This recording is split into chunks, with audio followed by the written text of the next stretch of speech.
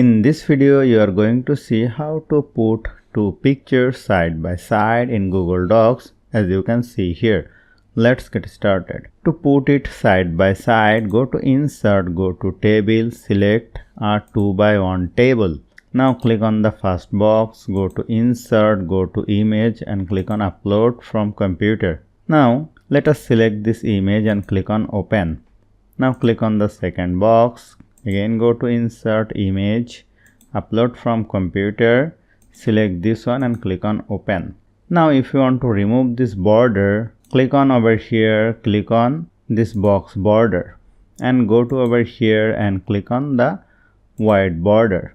Then the border will be removed. Now I want to remove this part also. Click on over here, hold down the Ctrl key and select these three borders and go to over here and click on white. Then the border will be removed. So hope you found this video helpful. If you like this video, please share this video with your friends and family and don't forget to subscribe. Thank you.